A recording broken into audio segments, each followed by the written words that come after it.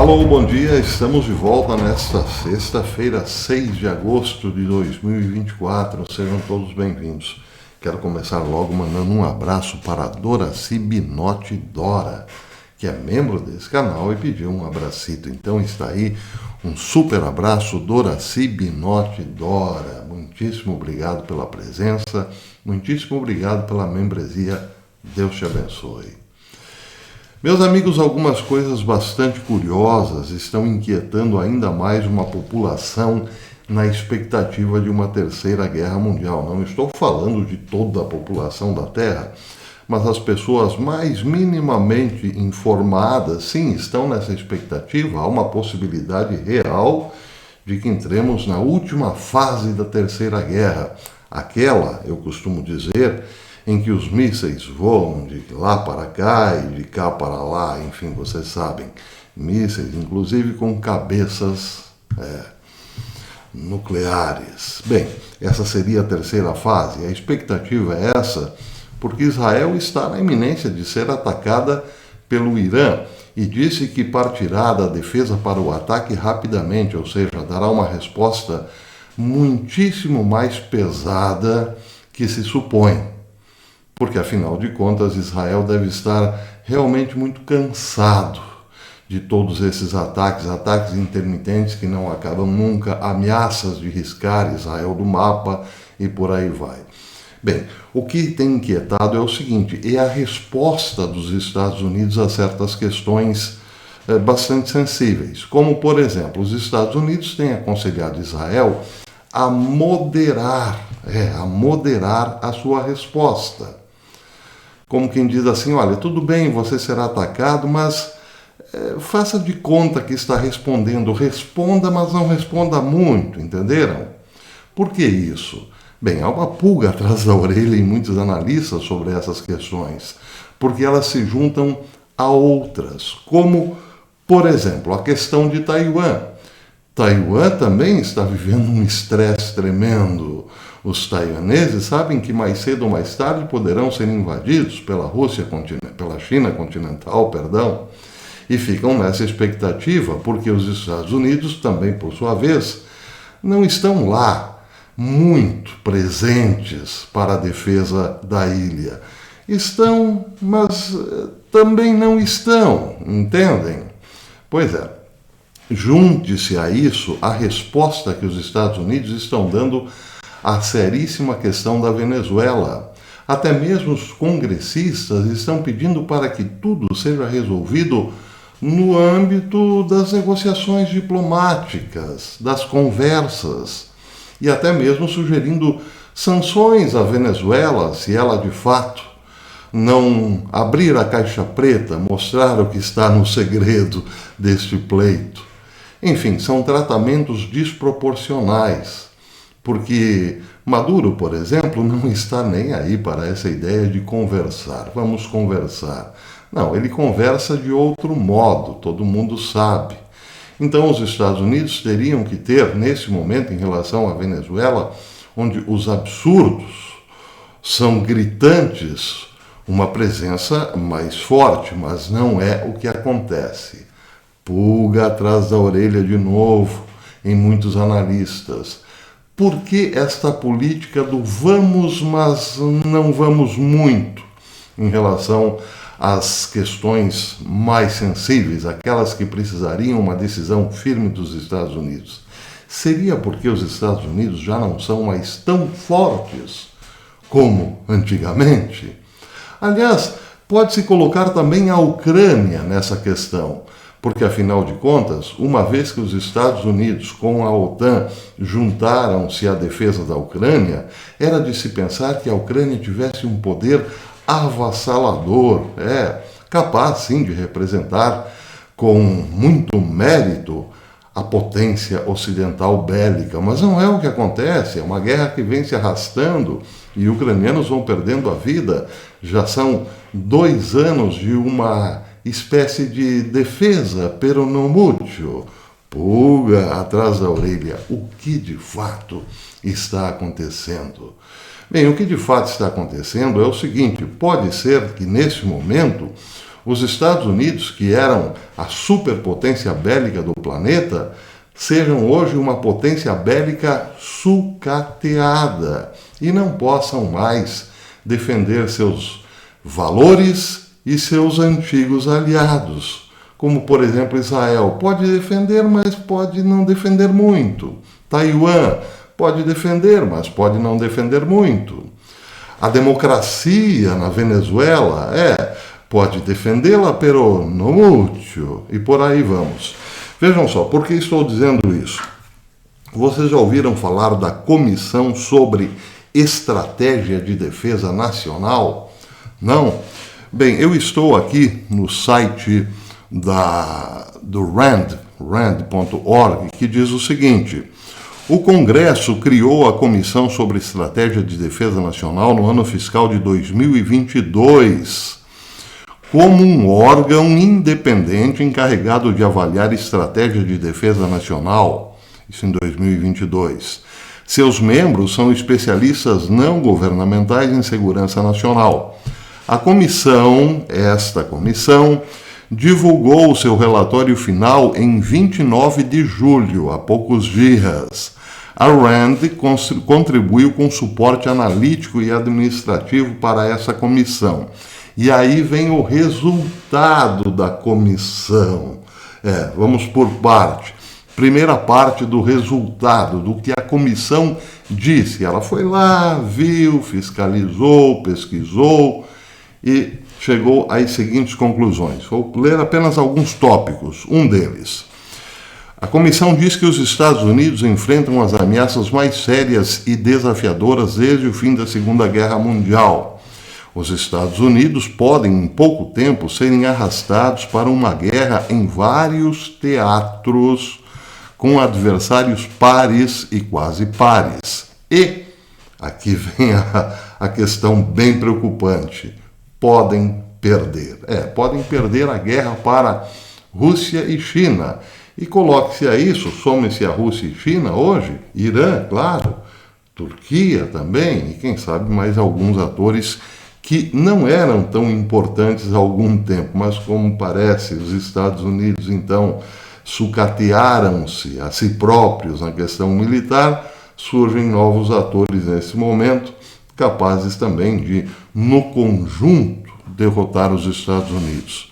Os Estados Unidos foram lentos em reconhecer a ameaça do terrorismo antes de 2001 e tardaram em entender as forças crescentes da China e também da Rússia, e a ameaça renovada representada pela Rússia.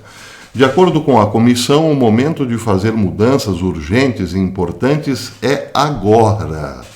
É mesmo agora?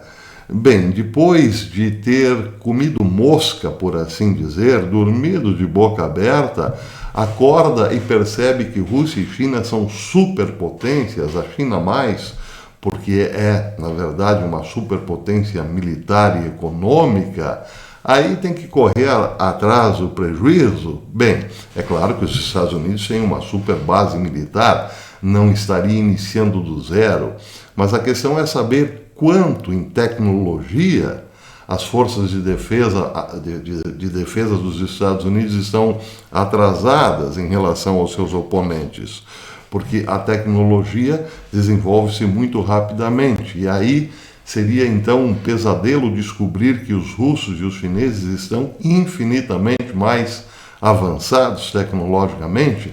Esse é o ponto de interrogação que fica do relatório desta comissão. Essa mudança significará alterações fundamentais na maneira como o Departamento de Defesa opera, no foco estratégico de outras agências governamentais e na funcionalidade do Congresso, bem como um envolvimento mais próximo dos Estados Unidos com aliados e mobilização dos setores público e privado. A comissão apresenta suas conclusões e recomendações unânimes sobre como realizar essas mudanças em seu relatório. Aí vem todo o corpo do relatório. Mas então, já de cara, entendemos o seguinte: o relatório diz, olha, é preciso correr atrás do prejuízo já, imediatamente, agora. Mas e aí, os russos e os chineses vão ficar de boa esperando que os Estados Unidos atualizem, renovem todo o seu sistema de defesa e ataque? Essa é a questão. Agora, a questão mais preocupante fica para o final.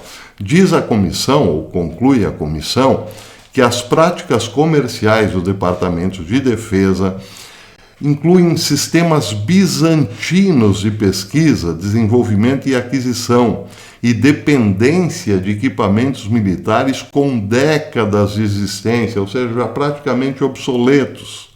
E a cultura de prevenção de riscos reflete uma era de domínio militar inconsistente.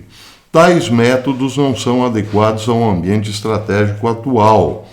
O público dos Estados Unidos, diz a comissão, desconhece em grande parte os perigos que o país enfrenta ou os custos financeiros e outros custos também em vida necessários para preparar-se adequadamente para essa realidade que está aí.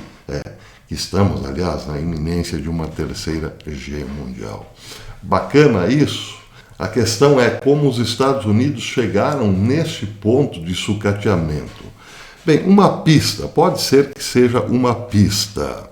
O ex-general de brigada da Força Aérea dos Estados Unidos, esse senhor que aparece na tela, Blaine Hoth, disse ao Gatestone Instituto no dia 5 de agosto, ou seja, ontem, o seguinte, prestem atenção.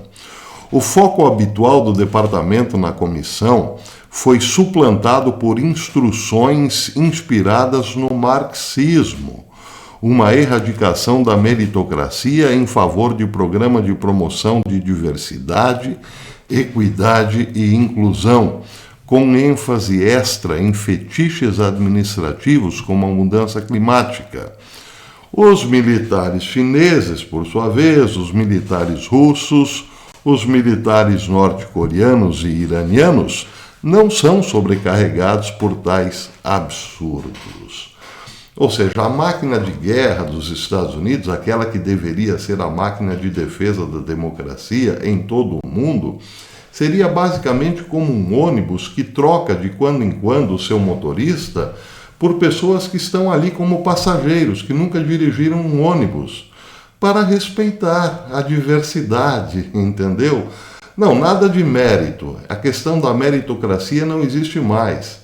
Tira-se o motorista do ônibus, imagine um ônibus descendo a serra, tirem o motorista do ônibus e coloque qualquer outro para guiar o ônibus serra abaixo, porque afinal é preciso respeitar, né, essa mudança de cadeiras por pessoas que afinal nunca dirigiram um ônibus. Por quê?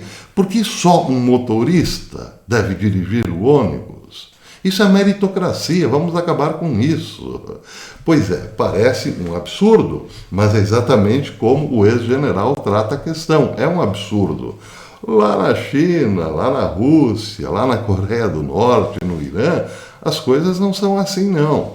Você sabe tocar esse negócio aí? Sei. Então prove. Aí o rapaz vai lá e dirige o ônibus. Ah, então tá, você pode. Gordon Chang, jornalista norte-americano de ascendência chinesa, comenta tudo isso. Ele diz o seguinte: infelizmente, Biden não falou ao povo americano de forma abrangente e significativa sobre a maior ameaça que eles enfrentam. E aí ele comenta o resultado da Comissão sobre Estratégia de Defesa Nacional. Ele diz: a Comissão sobre Estratégia de Defesa Nacional é clara sobre o que deve ser feito. Um chamado às armas bipartidário é urgente e necessário para que os Estados Unidos possam fazer grandes mudanças e investimentos significativos agora, em vez de esperar pelo próximo Pearl Harbor ou 11 de setembro. É improvável, no entanto, que maus atores, aí ele está se referindo à China especialmente, deem aos Estados Unidos mais uma década para se preparar. O general Mike Minihan, chefe do Comando de Mobilidade Aérea da Força Aérea dos Estados Unidos, previu em um memorando para o seu comando vazado em janeiro do ano passado que os Estados Unidos estariam em guerra com a China em 2025. Ou seja, amanhã, daqui a pouco, né? Daqui a alguns dias. E aí, será que os Estados Unidos conseguirão se atualizar, o que precisariam levar 10 anos em pouco menos de um ano, justamente num ano de eleição para presidente lá nos Estados Unidos, com a perspectiva de termos Kamala Harris, toda woke, na presidência norte-americana, parece sim que se a China não esperar pela atualização dos Estados Unidos, infelizmente a América não terá como vencer essa guerra. E logo mais, então, viremos aqui para dizer, infelizmente não deu. Eles conseguiram destruir os Estados Unidos por dentro. Muito bem.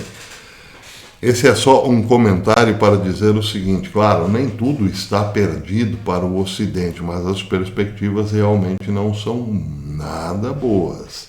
Não é improvável que os Estados Unidos sim tenha muita dificuldade hoje para defender todos os seus parceiros pelo mundo. Daí porque então vai deixando de lado alguns importantes, como, por exemplo, o nosso vizinho aqui, a Venezuela. Já fizeram isso com Cuba, né? Deixa Cuba. Fizeram isso com Nicarágua. Deixa Nicarágua, quem se importa? Estão fazendo isso de novo com a Venezuela. Deixa, vamos conversar. E poderão logo mais fazer o mesmo também com Israel, né? Deixa, não podemos defendê-los. Se você gostou desse vídeo, deixe seu like e verifique aí se você ainda é inscrito nesse canal. Muita gente se inscreve num dia e vai ver no outro dia não está mais inscrito. E se possível, considere tornar-se membro do canal. A membresia é baratinha, mas nos ajuda a permanecermos aqui na plataforma por pelo menos mais algum tempinho. Assim que eu tiver alguma notícia importante, eu volto, pode ser ainda hoje. Espero que não aconteça nada de tão urgente, porque estamos, claro, numa perspectiva bem preocupante. Mas enfim, estamos de olho. Até depois, se Deus quiser.